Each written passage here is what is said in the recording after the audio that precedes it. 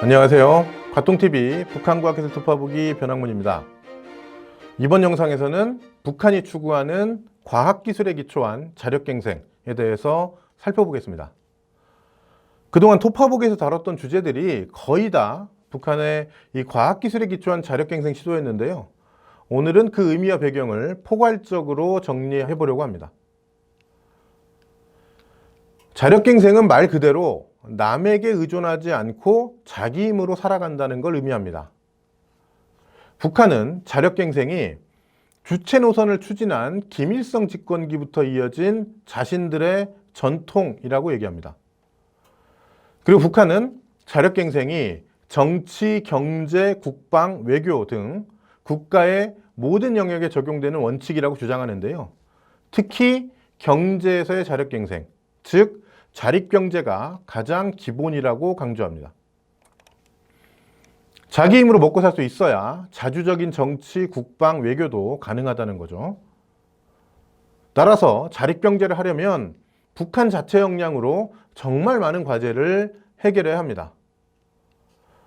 그런데 이 과제들 중에는 노동력을 많이 투입하고 긴 시간을 들인다고 해도 쉽게 풀리지 않는 고난도 과제들도 많습니다.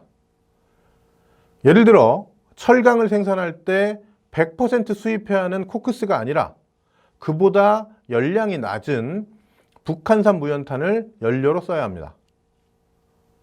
각종 화학제품이나 비료를 생산할 때도 역시 수입에 의존해야 하는 석유 사용을 최소화하고 북한산 석탄을 원료로 삼아야 합니다. 또 국토의 75%가 산지이고 남쪽보다 훨씬 추운 자연 조건에서 식량을 자급할 만큼 농업을 발전시켜야 합니다. 이런 어려운 과제들을 풀기 위해서는 과학기술 발전이 필수적이기 때문에 북한은 과학기술에 기초한 자력갱생을 시도하고 있습니다. 역으로 과학기술도 자력갱생에 기여하는 방향으로 발전해야 한다고 강조합니다. 논문으로만 남거나 그럴싸한 시제품 수준에 머무는 게 아니라 설비, 자재, 원료, 연료의 국산화, 에너지와 식량 자급, 인민소비품의 자체 생산에 직접적으로 도움이 되는 과학기술이 돼야 한다는 겁니다. 물론 과학기술에 기초한 자력갱생, 자력갱생을 위한 과학기술이란 말이 고립적인 발전을 추구한다는 건 아닙니다. 북한은 해외 선진 과학기술을 적극적으로 도입해서 발전 속도를 높이는 게 필요하다고 인정합니다. 기술 이전을 해줄 가능성이 있는 외국 기업에게 특혜를 제공해서라도 합작을 하려고 했고, 최신 국제 표준과 거기 담긴 최신 과학기술 성과를 경제에 적극적으로 도입하려 하고 있습니다. 다만 외국 기술의 모방이 아니라 그것을 북한 실정에 맞게 적용하는 게 필요하다고 강조하는 겁니다. 그러면 과연 북한의 과학기술에 기초한 자력갱생 시도는 잘 진행되고 있을까요? 북한의 발표나 보도, 북한과 자주 접촉하고 방문했던 외부 인사들의 관찰과 증언, 또 전문가들의 연구 등을 종합해 보면 김정은 위원장 집권 이후 북한은 다양한 성과를 만들어 온 것 같습니다. 100% 북한산 무연탄만을 이용해서 철강을 생산하는 데 성공했다고 하고, 톱파보기 28에서 소개한 벼 강화 재배 방법과 같은 선진 농법을 완성해서 곡물 생산량을 많이 늘렸고, 흑연이나 아연 같은 북한산 광물을 이용해서 천연 흑연솔, 금속 산화물 피래기, 능동형 전기 보일러 등 여러 가지 부품과 설비를 개발했다고 알려졌습니다. 뇌CT나 실시간 PCR과 같은 첨단 의료 장비도 자체 역량으로 제작했다고 합니다. 하지만 아직 갈 길이 멉니다. 대표적으로 앞서 예로 든 100% 북한산 무연탄을 이용한 철강 생산, 즉 100% 주체철 생산 공정을 만든 건 사실이고 지금도 가동하고 있지만, 북한 스스로도 아직 기술적으로 미완성이라서 생산량은 적고 품질은 낮은데 에너지 소비는 많다고 인정하고 있습니다. 톱파보기 9에서 살펴본 대로 1950년대부터 70년 가까이 주체철 개발을 시도해 왔지만 아직 완성하지는 못한 겁니다. 석유화학 대신에 석탄에서 탄소를 뽑고 그걸 합성해서 다양한 화학 제품을 만들려고 하는 탄소환화 화학공업도 10년 가까이 시도해 왔는데 올해 비로소 그 첫 공정인 메탄올 대량 생산 공정의 시운전 준비 단계에 온 수준입니다. 북한은 이것들을 포함해서 경제 많은 부분에서 국산화 자립에 아직 성공하지 못했습니다. 북한 스스로도 8차 당대회에서 과학기술이 실질적인 경제 발전을 이끌지 못했다고 지적했습니다.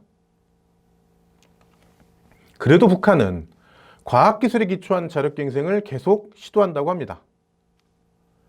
70년이 다 되도록 성공하지 못한 주체철의 기술적 완성은 여전히 금속공업의 첫째 과제이고 기계, 전력, 경공업 등 경제 모든 부문에서 국산화를 더욱 진전시켜서 수입 제품에 의존하려는 수입병을 뿌리 뽑겠다고 강조하고 있습니다.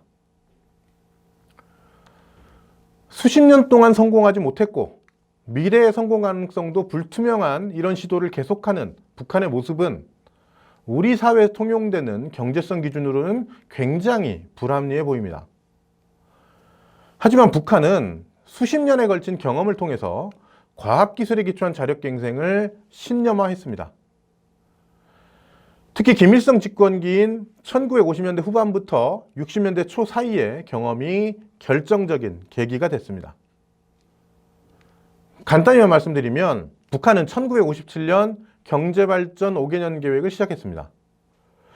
그래서 당시 북한과 갈등을 빚고 있던 소련이 원래 약속했던 원조를 5개년 계획 시작 직전에 크게 줄였습니다. 북한 입장에서는 예상치 못한 난관이었고 큰 위기였기 때문에 국가의 모든 역량을 5개년 계획 수행에 동원했습니다. 과학기술계도 예외는 아니어서 대학과 연구소에 있던 과학자 대다수가 생산 현장에 투입됐습니다.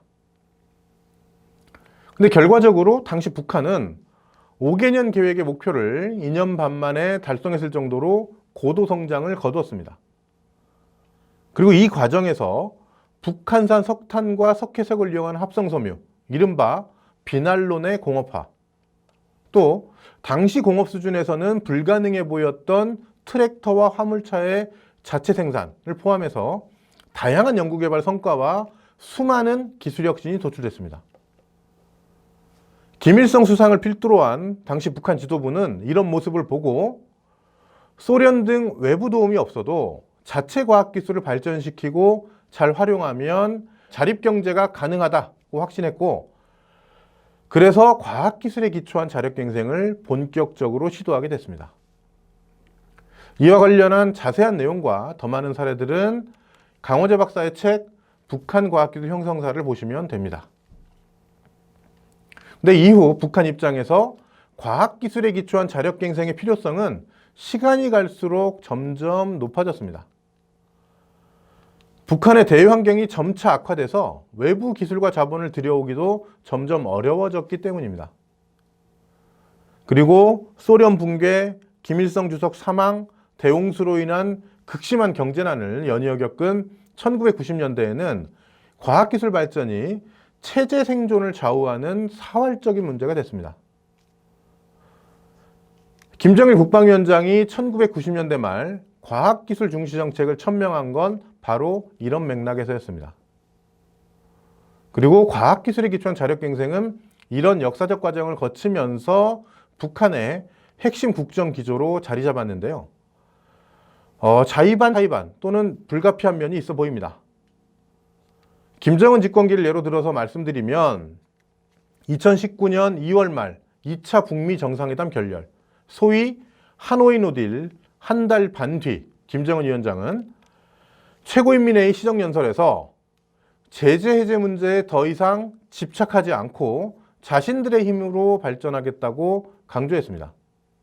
그러니까 2018년의 대화 국면 속에서 대북 제재 해제에 집착, 즉 절실하게 바랐지만 하노이 노딜을 겪으면서 대북제재 해제 내지는 완화 가능성이 없음을 확인한 뒤에 자력갱생 기조를 강화할 수밖에 없었던 겁니다.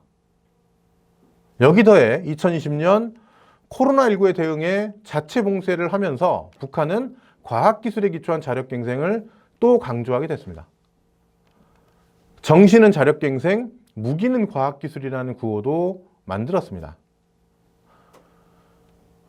이상 오늘의 영상 내용은 제가 강연이나 인터뷰 등에서 항상 해온 얘기들이고, 그래서 북한이 그런 시도에 성공할 거라고 보냐는 질문도 자주 받았습니다. 이건 자연스럽게 나올 수 있는 질문이라고 생각하는데요. 근데 가끔은 결국 실패할 것이라는 답을 바라고 반복적으로 질문을 하는 경우도 있었습니다.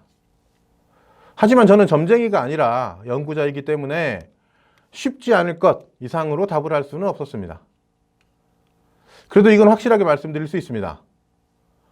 북한은 자신들의 수십 년 경험의 귀결이자 현 상황에서 필요성이 더욱 높아진 과학기술에 기초한 자력갱생 시도를 계속할 것이고, 따라서 북한의 현재를 이해하고 그 미래를 예측하기 위해서는 그들의 과학기술에 주목해야 합니다. 이상 북한의 과학기술에 기초한 자력갱생 시도를 톱어봤습니다. 감사합니다.